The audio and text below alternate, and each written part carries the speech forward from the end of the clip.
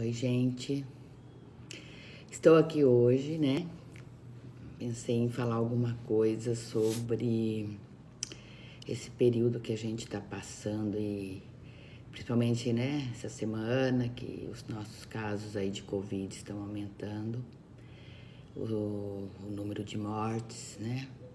Os hospitais cheios e achei interessante pensar um pouco sobre esse nível de sofrimento que estão passando tantas famílias, né, com essas perdas diárias, né, e sem a possibilidade de estar simbolizando ou mesmo fazendo, né, os seus velórios como é de costume.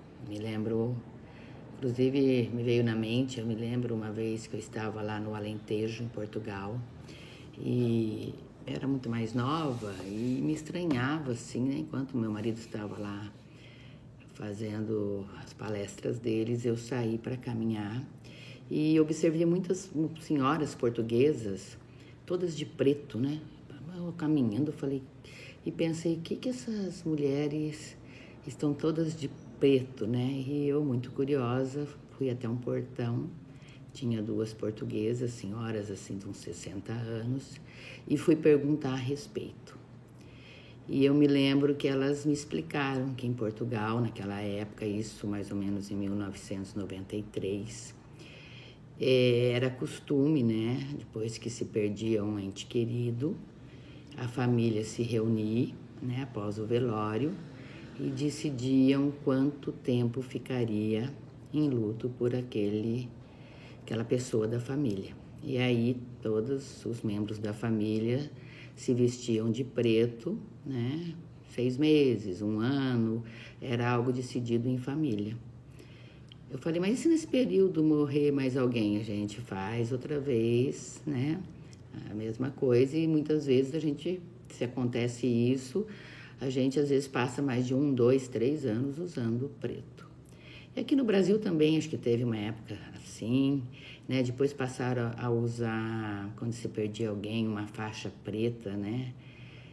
Para dizer que a pessoa estava naquele momento em sofrimento por a perda de alguém. Sendo assim, eu começo a pensar, né? Que geralmente quando a gente se perde alguém, há um processo de simbolização de tudo isso, né? O próprio velório, né? Você poder fazer aquele tempo para despedir dessa pessoa, para receber os familiares, né? Para poder falar a respeito, para poder chorar junto, para poder se abraçar, né?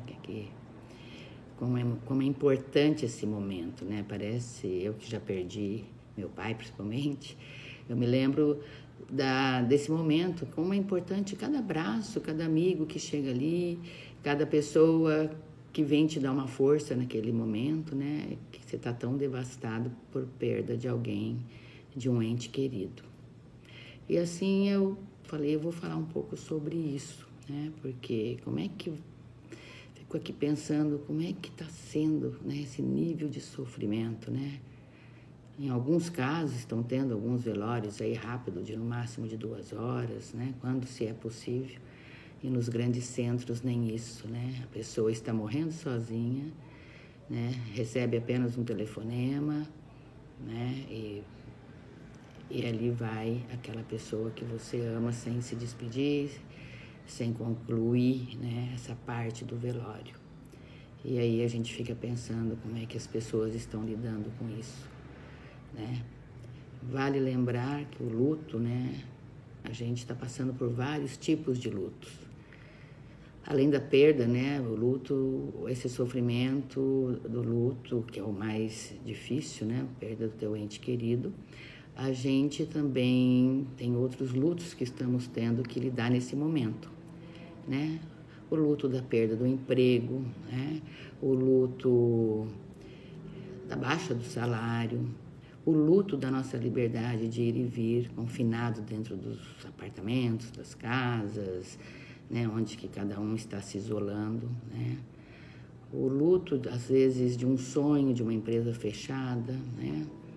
de ter que demitir funcionários, né, o luto, os jovens, né, a gente está vendo aí formaturas onde as pessoas se prepararam tanto e está tendo, né, para se despedir dos amigos, né, um momento de júbilo, de despedida mesmo, né, daquele momento de faculdade, tudo mais, né, elaborar o luto de pessoas que tinham preparado casamentos, festas, né.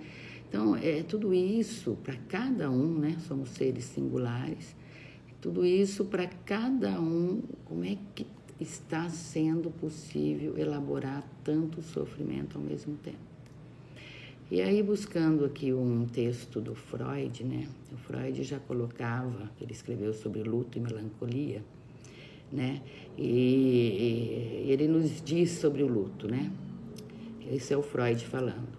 O luto, de modo geral, é a reação à perda de um ente querido, a perda de alguma abstração que ocupou o lugar de um ente querido, como o país, né? A perda desses imigrantes que têm que sair do seu país, como a liberdade ou o ideal de alguém, e assim por diante.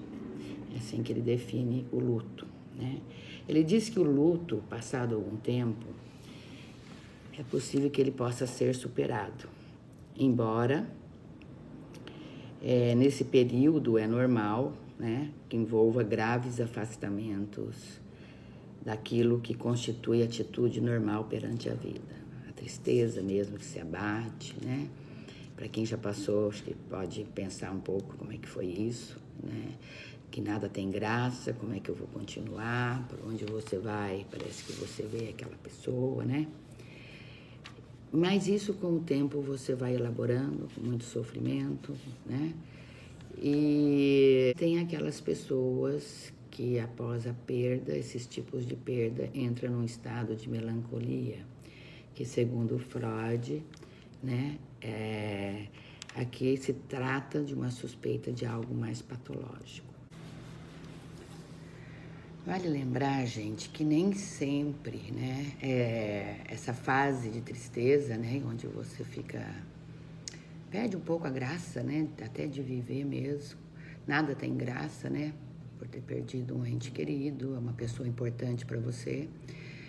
Nem sempre essa fase de tristeza pode ser confundida com depressão, né?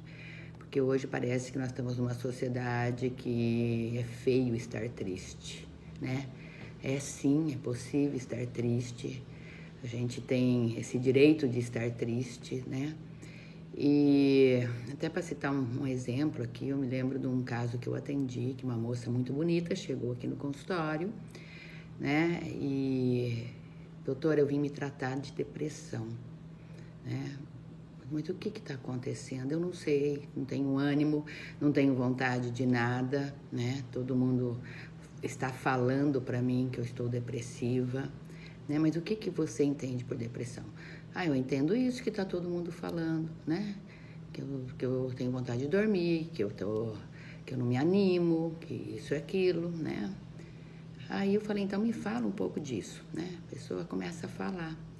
E em 1, 2 sessões, né, conforme ela vai falando, eu falo assim, mas quando que começou realmente isso, né? Daí ela começou a se lembrar, fazia 3 meses que ela tinha perdido um primo, né? Só que, como que era aquele primo? Não era um primo que a gente sabe como é que era um primo especial, né? No caso dela, era um primo quase irmão, conviveram muito junto, tinham histórias muito parecidas de abandono do pai, né? Então, eles foram assim, primos irmãos e primos, né, amigos, né? E infelizmente, jovem ainda, ele perdeu a vida num acidente de carro. Então, foi assim, de uma hora para outra. E a família, né, cada um tem o seu jeito de querer ajudar o outro a lidar com o luto, né? Não era para falar com ela sobre esse assunto. Era para, toda vez que se tocava nesse assunto triste, não era para falar, era para mudar de assunto, esconderam todas as fotos do lugar, não podia, né? Como se tivesse que simplesmente abafar aquele momento, né? Então, E, na realidade, é totalmente o contrário, né? Às vezes as pessoas querendo ajudar, né, tomam essas iniciativas de não falar, de não tocar no assunto, ou então falam, não, isso não volta mais, tem que tocar a vida para frente, ou foi assim, chegou a hora dele, né? Cada um vai falando que, não por maldade, mas é uma maneira de querer não dar conta de ver o sofrimento do outro, né? Então vai colocando ali, querendo preencher esse espaço que às vezes não é bem não é preenchível.